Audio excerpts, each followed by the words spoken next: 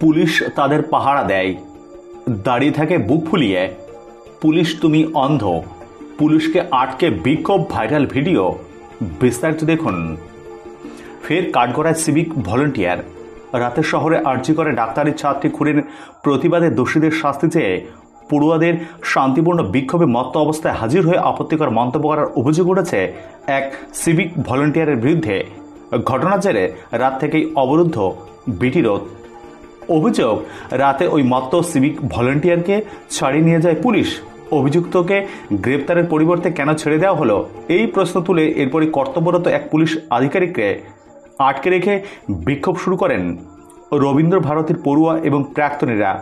শুরু হয় তুমুল স্লোগান, যে স্লোগান বর্তমানে ভাইরাল। এবার দেখুন।